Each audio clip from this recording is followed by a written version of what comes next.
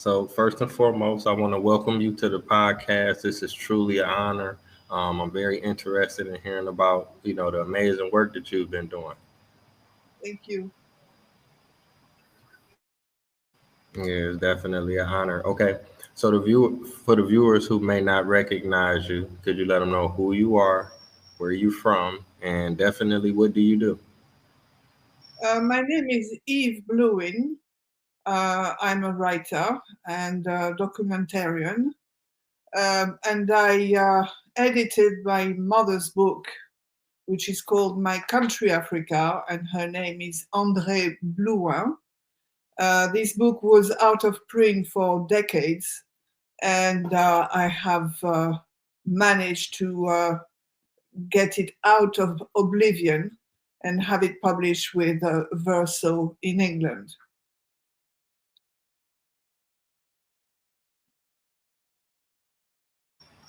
Wow. Okay. That's amazing. You got some strong family history. I guess I could ask you this: when did you develop a passion for, writing and also making documentaries? Is this something that you've always wanted to do, or did you kind of get into it later in life? It's just happened. I always have been. I grew up surrounded by writers, obviously, with my mother, and my father was also a very intellectual Frenchman. So it was almost normal to go to the literature side of life. Um, the documentarian is actually pure luck. It just happened. I mean, we shot a documentary in Haiti and then in Cuba, and it was about literary movements from local literary movements, and I thought it was very interesting. Given the fact that I wrote it so it would follow the triangular um, market. Is that right? Market or trade? The triangular trade. So anyway, so it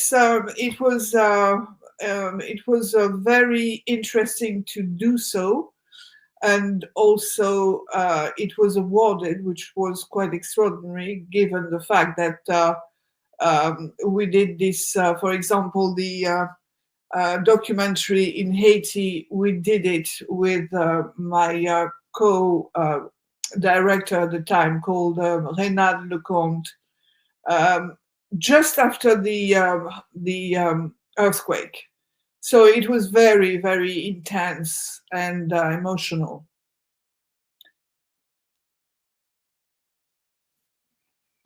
Okay. Wow, that sounds like a amazing experience. I visited Cuba. I've been there maybe two or three times. I definitely had a great experience there. I haven't been to Haiti, but I was studying abroad in the Dominican Republic in 2014. So it was a lot of Haitian students, at my Yes. university. So I can ask you, what was that experience like traveling to Haiti? Uh, it was just like being in Africa. I cannot describe you better than that. The food, the smell, the way they talk. They talk like pidgin in Africa, and it was like a deja vu, as if I was transported from Africa to Haiti. It was extraordinary. Beautiful country, uh, unbelievable art, and dispositions for um, poetry and literature. They really are deep people there. The problem, as we all know, is insecurity and all these. I mean, the governments have to fight all the time, and all these influences, foreign influences, trying to put their paws on the country. And they are not the only one in this case. I guess the whole planet is a bit like that. But beautiful country, definitely beautiful country. Yes, indeed. Yeah, beautiful country, beautiful people, strong revolutionary history. I was volunteering at an orphanage on my off days, and some of the children that were there were from Haiti. And I think like when they had the maybe it was the earthquake, I'm not sure, but I know in America we was getting the news that a lot of the people they weren't receiving the donations and the Red Cross money and stuff like that. So we was trying to find ways to help out and send money back to different individual, Well, families in Haiti. the problem is that all the money disappeared, as you know. So they are worse than before now. You see, it's a shame. Definitely, definitely. Now, what about Cuba? What was your experience like there? Was it something similar, or was it totally different? Or Cuba for me was like being in Africa in the 70s. So you would have the Ho Chi Minh Avenue, all these slogan and sentences written on big banners about the revolution, the brotherhood. It was amazing. It was just like Africa in the 70s. So I liked it a lot, obviously, and I thought that it's such a shame that they've been. People think, oh, Cuba, they can't do anything. But when people never realize that this country has been under the American embargo for more than 50 years, and therefore, how can they have a proper economy and um, be more rich than they are now? So, but apart from that, fantastic, loved it. yeah, yeah, you made a great point. When people do speak about Cuba, they rarely mention the embargo and the effects that it has on the people in the country, economically, So, and They then don't, you make the reference. they don't know and they don't want to know. And people are so oblivious. And when you think of the world as it used to be in the 80s, when I was, in my 20s, uh, the world was so different than it is today. It was mild. It was sort of, I could even say mellow compared to the cruelty that we have reached now in the world as it is now. You see, I mean, even in the relationship between Africa and France. Yesterday, for example, I was talking with some American people, and they were really amazed that Charles de Gaulle was actually liked by Africans. And I said, of course he was. He was, even though he represented the colonial history, it's one of the um, intricacies of the story between the French and Africa. Somehow they were family. It was the France had Africa in the palm of in its hand, and the relationship was not like plantation like at all. And people used to, you would have people traveling there, setting businesses. The African who decided to come to France came to France and did what they have, worked, were employed, but they were no migrants. They were legal. So that's, I think, when compare to how it is today, there's a big difference. And also, um, there was no such hatred as it is today, and the problems with the armies and the fact that now the Africans have kicked out the French um, troops from Africa and the French in general. It started after the around the 90s. You see, before that there was no problems. We used to go to Africa all the time. I had friends from England and from Paris going to Africa all the time, but people don't know. People make this big thing about it's like black and white. There's no in between. There's no subtlety in the way they see the world, probably because they just don't know. That's as simple as that. Yeah, yeah, definitely, definitely. Now, I wanted to ask you about some of the work you were doing in France. Radio Nova. What exactly is that, Oh, and what inspired you? talking about the 80s, yeah, that was yeah, between 1980 and 1985. I was hosting a radio show in Paris in a radio that still exists today, but completely different as it used to be. Um, and I introduced African music because back then people didn't know. People never, they didn't even know there was such thing as African music. You see, so I was hosting this show where I would put African music from Pygmy to Sahara music and Sahrawi and Eastern African and the rumba, the Congolese rumba, and all these things. You see that people, all this genre of music that people didn't know. It was a big success, and it probably opened up an interest that became uh, like.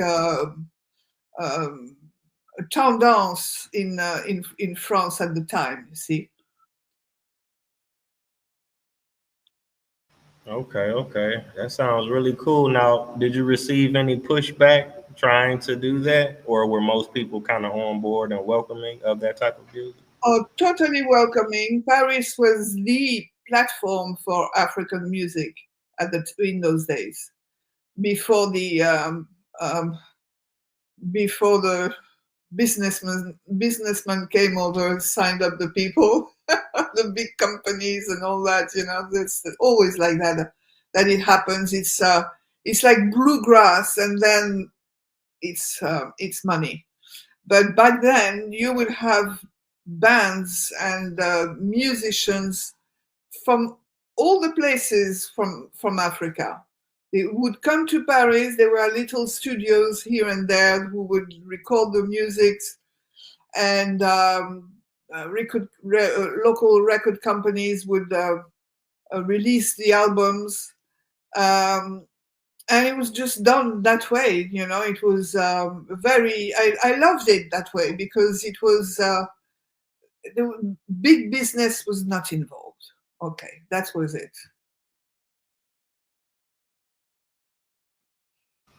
Okay, okay, okay. Now I wanted to ask you a little bit more about your mom. For the viewers who may not know who she was and what she did, could you speak about that a little bit?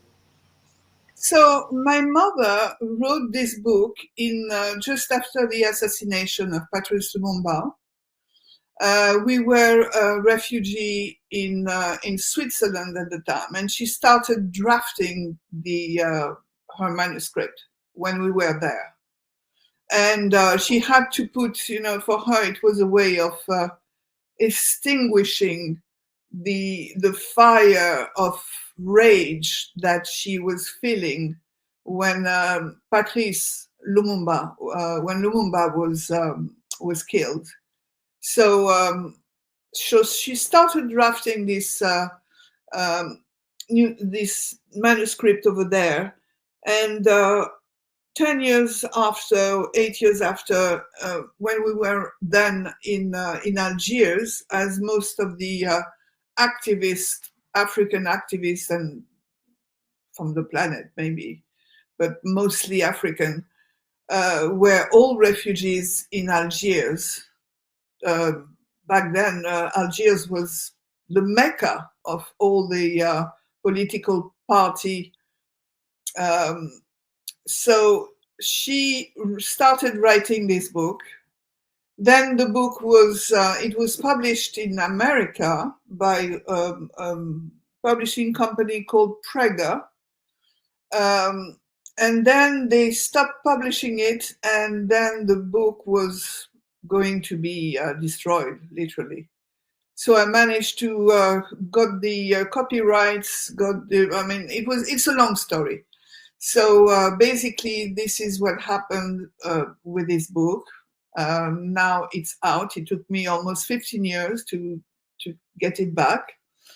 But talking about mommy, she was born in 1921 in Ubangi Shari, which is today the Central African Republic, and she was born from a merchant and a tribes girl. She was put in an orphanage for mixed race children because back then it did not exist. There was no such thing as mixed race.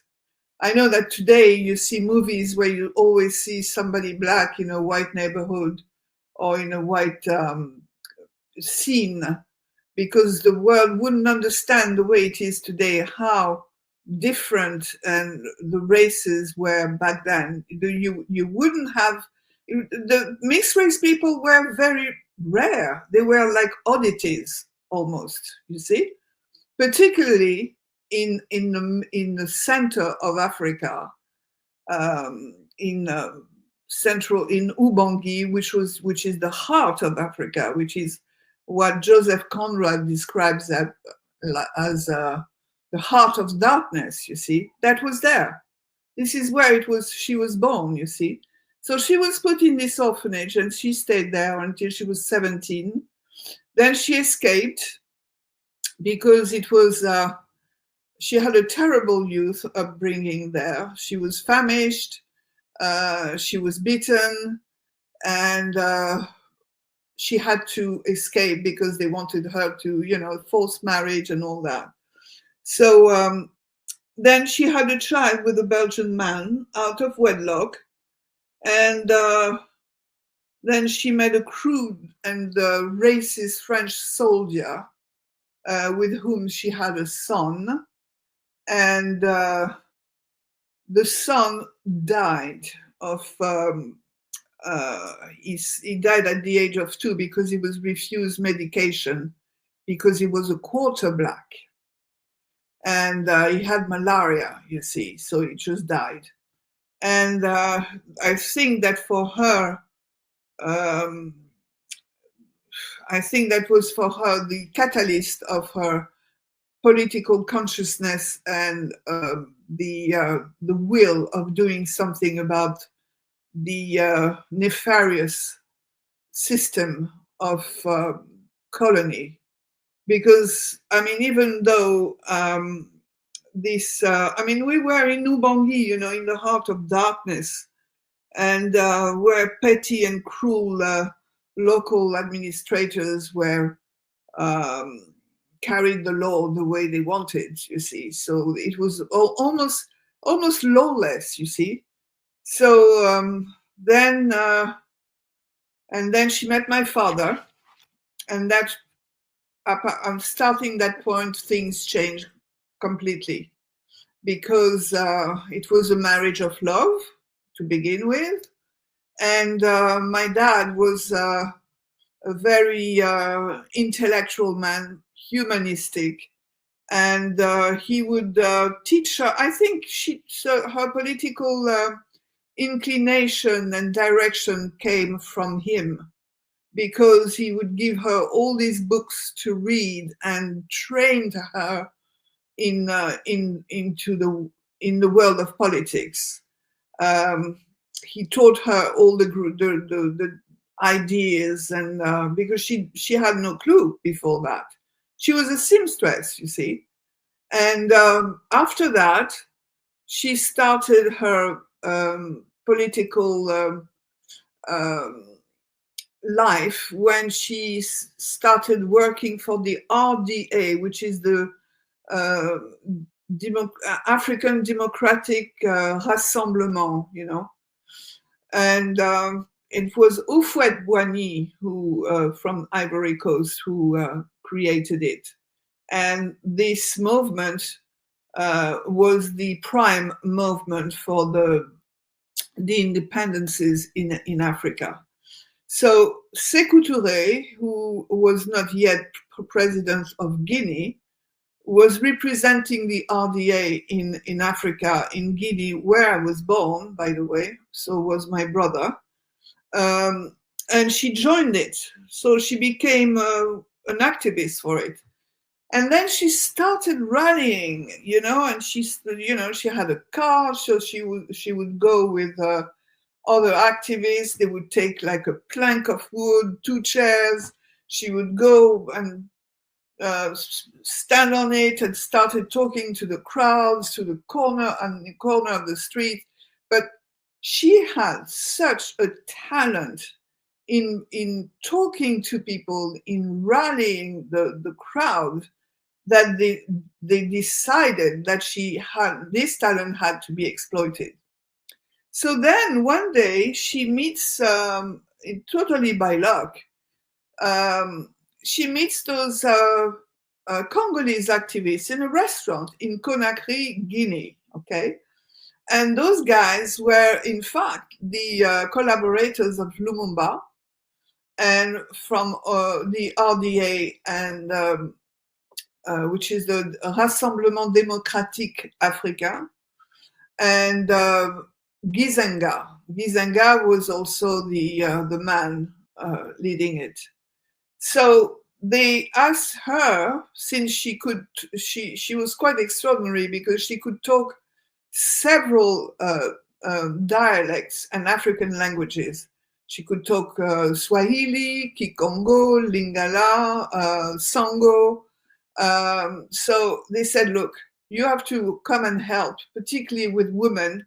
We have to bring as many votes as we can in order to get rid of the Belgians and have a fair elections, you see, for the preparation of the independence of the Congo. So then as she was working with Sékou Touré, and she already was doing that in rallying the crowd and talking in Guinea, Sékou Touré said to her, you have to go. It's your country. They need you to free it. So it's your responsibility. You have to go. So she left. My dad was with us, the children, and he was very, very pleased that she would take such responsibility. And it was rather dangerous as well, as you can imagine, you see. So she went there and she started rallying people and talking in the bush. And you can read it. Everything is described in her book. The electoral campaign was out of this world. She managed to rally 47,000 women from the different towns, from different cities, from the bushes, from the jungle, from everywhere. And all these people voted, even though it was, women in Africa, in the Congo, particularly in Central Africa, in Africa in general, didn't have much to say at all. But she managed to make them vote, sign a paper, and print their thumb next to the signature or the cross or whatever it was. And as a result, Lumumba was elected it was a landslide. It was like a tsunami of votes. So that's mommy. Wow, that is truly amazing. I really appreciate you sharing that. That just sounds very empowering. I mean, even to this day, to hear the work that your mom was doing. Now, I can ask you this: is there a difference between the book that was published, I guess, in the '80s, and the book that you put out? Same thing. No, it's the same thing. It's the same book. No, it's the same book. It's her writing. So it's published exactly the way it was published first. I just edited Okay. because there were some things that were wrong and not accurate, etc., etc. But the book is the same. Yeah. Have you thought about doing a documentary or even a film about your mom's work? It's, as I said, it's funny you asking that because I don't know if you heard about a movie that is actually has been nominated for the Oscars yesterday. And they are friends of mine. I collaborated a bit to their film, and it's called Soundtrack to a Coup d'etat. Soundtrack to a Coup d'etat has won, I don't even know how many awards. Yesterday, they just have been nominated for an Oscar, and I'm pretty sure they're going to get it, by the way. Anyway, so I've been approached by some entities to do a documentary on Mother, and I think it's necessary. I think it's something that should be done because she's probably unique in the world of decolonization. There is no woman in this world; it's all male, and she probably is the only woman. So I think we ought to do something for her. So, are you working on anything currently, or do you have any future Well, yes, projects? I'm currently working on the probably the some memoirs. I think it might be the continuation of my mother's book of because there's so many the narrative today is so misleading about how Africa was perceived was how it was in the 70s, for example, which to me was the quintessential luminous years of Africa. It was like a renaissance, and it lasted 10 beautiful years. And then the problems and the terrorism and all this stuff that we had to deal after. It started in mid 80s, really. So I think it's important to see the